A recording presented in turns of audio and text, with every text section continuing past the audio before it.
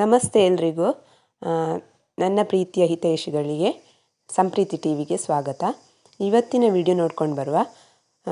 Video ನೋಡೋ ಮೊದಲು ದಯವಿಟ್ಟು ಸಬ್ಸ್ಕ್ರೈಬ್ ಮಾಡಿಕೊಡಿ, ಸಪೋರ್ಟ್ ಮಾಡಿ. ಬನ್ನಿ ಇವತ್ತಿನ ವಿಡಿಯೋ ನೋಡುವ. ಮನೆಯಲ್ಲೇ ಇರುವ ವಸ್ತುವಿಂದ ನಮ್ಮ ಕುತ್ತಿಗೆಯ ಸುತ್ತ ಇರುವ ಕಪ್ಪು ಕಲೆಯನ್ನು ಹೇಗೆ ಹೋಗಲಾಡಿಸುವುದು ಅಂತ ನೋಡ್ಕೊಂಡು ಬರುವ ಇವತ್ತಿನ ವಿಡಿಯೋದಲ್ಲಿ.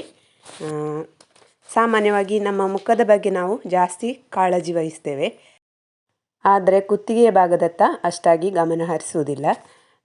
ಈಗ ಬಿಸಿಲಿಗೆ, ವಿಪರೀತ ಸೆಕೆಗೆ, ಹಾಗೆ ನಾವು ಚೈನ್ ಹಾಕ್ತೇವಲ್ಲ, ಚೈನ್ ಹಾಕೋದ್ರಿಂದ ಕುತ್ತಿಗೆಯ ಸುತ್ತ ಕಪ್ಪು ಕಲೆ ಉಂಟಾಗ್ತದೆ.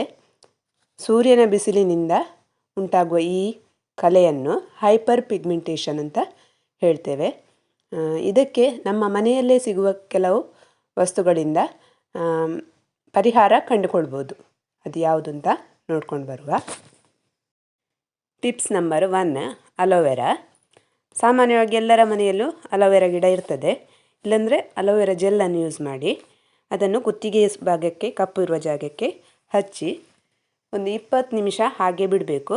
ಆಮೇಲೆ ಶುದ್ಧವಾದ ನೀರಿಂದ ತೊಳಿಬೇಕು.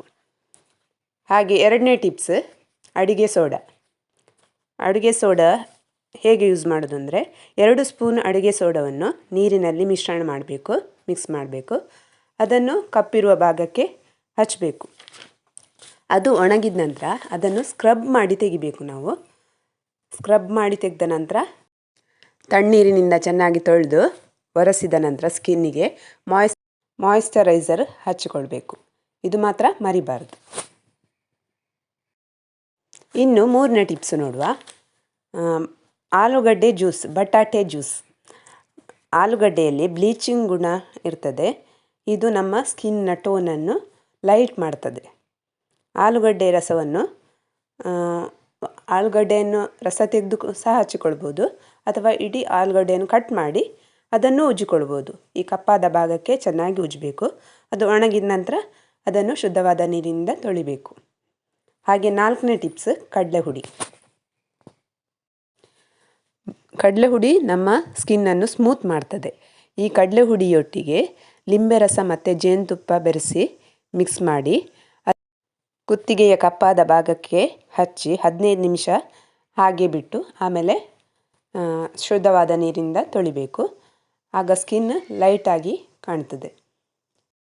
ಈ ರೀತಿ ಮನೆಯಲ್ಲೇ ಸಿಗುವ ವಸ್ತುಗಳಿಂದ ನ್ಯಾಚುರಲ್ ಆಗಿ ನಮ್ಮ ಸ್ಕಿನ್ನನ್ನು ನಾವು ಕಾಪಾಡಿಕೊಳ್ಬೋದು. ನಮ್ಮ ತ್ವಚೆಯನ್ನು ಪಳಪಳ ಹೊಳೆಯುವಂತೆ ಮಾಡ್ಬೋದು. ನಿಮಗೆ ಈ ವಿಡಿಯೋ ಇಷ್ಟ ಆದರೆ ದಯವಿಟ್ಟು ಸಬ್ಸ್ಕ್ರೈಬ್ ಮಾಡಿ, ಲೈಕ್ ಮಾಡಿ, ಶೇರ್ ಮಾಡಿ. ಫಸ್ಟ್ ಟೈಮ್ ವಿಡಿಯೋ ನೋಡ್ತಾ ಇರುವವರು ಸಬ್ಸ್ಕ್ರೈಬ್ ಆಗಿ, ದಯವಿಟ್ಟು ವಿಡಿಯೋ ನೋಡ್ತಾ ಇರುವವರು ಲೈಕ್ ಮಾಡಿ. ಧನ್ಯವಾದಗಳು.